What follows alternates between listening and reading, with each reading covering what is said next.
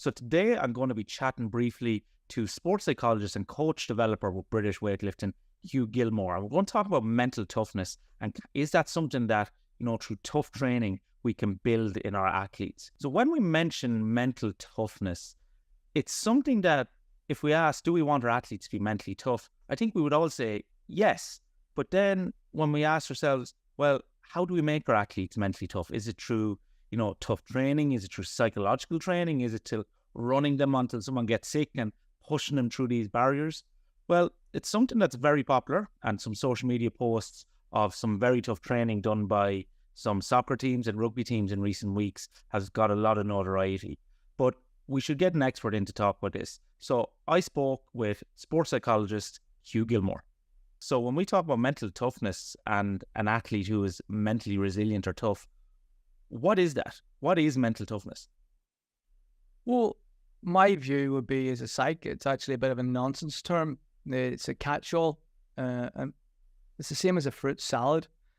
And the simple thing is, you might make a fruit salad and you might have bananas and pineapples and whatever else in it. And I might have apples and pears and whatever else. And they'll all be cut different shapes. So when we start to use the term mental toughness, it's used by coaches to describe something that they haven't actually sat down and defined accurately. So I don't know what you mean by mental toughness. The other aspect of that is, what does the research say? Well, the research definitions of mental toughness have been vague, sport-specific, and limiting, with, for example, mental toughness in cricket has talked about being tough enough to face an elite bowler with throwing a fastball. It's like, right, how does that relate to any other sport? It doesn't. So, and again, what has that got to do with mental toughness? The other thing is, it's massively conflated with mental health and this idea that we need to be tough and, somewhat resistant. So there's a lot of issues in this, and it's actually a buzzword that's died out within psychology. So I'm going to show you now two things, that have popped up as popular on social media, and it's this idea of building mental toughness in players. So the first one I want to share with you is this, what was called Gaffer's Day. So Sean Dyches, or Dykes, however you pronounce his name, Gaffer Day, and he did 2-hour running session, supposed to be replicating the intensity of a full Premier League game with extra time, I think, but it was basically no balls allowed, and it was running for 2 hours. But the focus, he said himself, Gaffer's Day is not really about sports science. It's about the mentality to do the work that's on offer. And it's about focusing on pushing through mental barriers. So this idea, is there benefit there in dogging fellas for 2 hours to build this mental toughness and push through mental barriers? So I'm going to say that the term dogging is a bit of a one that you need to use carefully, because I think over here in the UK it means something else. But within the idea of, running somebody for 2 hours to create mental toughness because they're doing the work, the mentality that's doing the work that's on offer. So mentality just means mindset. It means belief, a set of beliefs. And so what if they can run for 2 hours? Is that appropriate for creating the physiological changes that are needed to sustain performance? What impact does that have on the recovery? And lastly, what does the research say in terms of building mental health even? It says physical activity is good. It doesn't say elite sport is good. There's no evidence that elite sport and elite athletes have a higher level of mental health than humans. Partly, I would say, because their jobs are still do work, turn up, be accountable, and it's stressful. So the idea of physicalness and extra physical stuff to promote some sort of mental resilience is unfounded. And it's a risk that isn't needed in terms of physiological load. I don't see why you would do that. I also don't see why. This guy's maybe got a decent idea that we want people to work hard, but they should be working hard at meaningful things that are translate to performance improvements, not something that's just tough. There are lots of things that are just tough. Being a single parent, that's much tougher than anything these guys are doing in terms of their physical jobs or their sporting jobs. So I I don't see what's going on there. The other thing is the term isn't clearly defined, but also you're not measuring it against anything. What are you saying? Oh, that guy threw up, he's a quitter. That guy stopped early, he's a quitter. Quitting early might be saving them from getting an injury, or might be them actually preventing themselves from getting fatigued.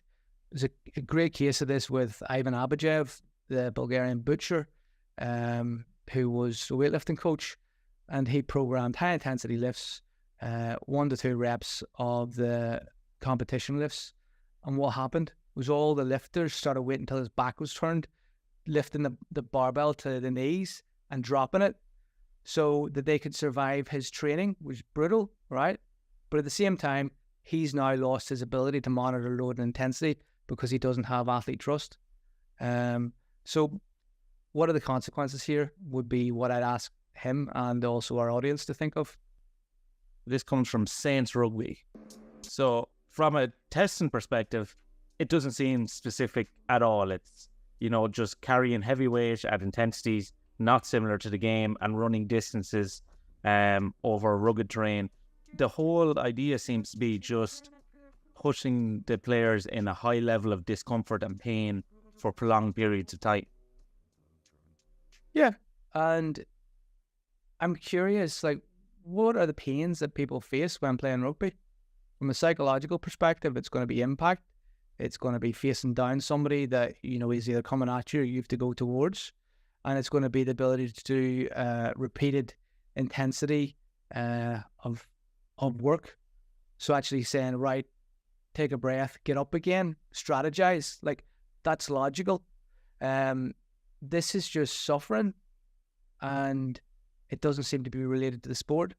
Now, the other aspect of this is when we think about top-end players, they run less. Why do they run less?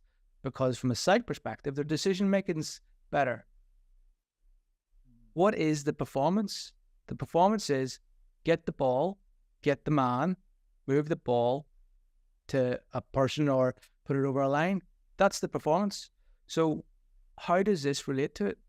It doesn't. How does this develop the psychological toughness of actually, and let's define toughness in rugby terms. Let's say toughness is taking a knock, getting back up, taking a breath so that you can go at the highest intensity possible again, and taking your breaks when you can get them, so you can strategically be as tough as you need for the instances where it actually is critical to your performance. That sounds like toughness and also being psychologically smart. So this, hard work and also smart work is important here. So I don't see anything here of value from a psych perspective. And to play devil's advocate, you'll talk to coaches who will say, if you train at intensities that are beyond what can even be expected in a match, or how can athletes train to be in the last few minutes of game when the legs are heavy, the body is sore, they feel fatigued, the lungs are burning. I want them to have the grit or mentality to run again and push as hard as you can and push through these pain barriers. Well, if they don't go there in training on a regular basis, how can we expect them to do it on a competition day? That'll be the argument that's put forward by coaches. Yeah. Do you know what? We're getting somewhere here, because if you're saying to me, what does your team suffer from in the last 15 minutes that you need to change or improve? And you define that as they get a bit weak and they don't chase down balls or do whatever it is. I'm going to say, right, well, how do you increase those capacities? But then from a psych perspective, ask them, what are they thinking? What are they believing? If they're ahead of a game, maybe it's not worth putting the effort in because they're ahead by enough of a margin. Maybe it's okay to lay back a bit. But to judge that from a moralistic point of view, if they're not tough, they're not committed or whatever, that's not right or accurate, I would say. We need to respect players for what they are, expert decision makers in a performance domain where they know what they're trying to achieve. And I think, if there is an issue where somebody is seen to not be doing something that impacts their performance, have that discussion. Why are you not doing that? And if they're saying to themselves, I'm wrecked, well, then at that point, do you want to come off the pitch? Do you want to flag for a sub or give a signal? Or do you want to actually, which is a valid, important professional decision, or do you want to have a change in mindset? And at which point you go like, how long do I need to suffer here? Is this actually time for me to suffer on the pitch for performance? Or in training, how am I developing that capacity specifically for those needs? So specificity is key here, both in the decision-making, the thinking of it, how it relates to performance, and, well, obviously the physical aspects that have been developed. As a coach, an evidence-informed or science-informed strength and conditioning coach, we'll often work with managers who are very strong personality and may want to engage, and they're influenced by social media and what other people are doing. And they're saying, no, we need a mental toughness session. We need just a session that I don't care about, the adaptations or training load. I just want to run the guys or girls and put them through this suffering to build this mental resilience. That can be a conflict with a coach that maybe, doesn't want to risk injury, wants to have appropriate training load monitoring. How do you communicate or overcome that potential conflict then with a manager in that position? Well, I'll break the, what's the word? The third barrier, as they say in stage.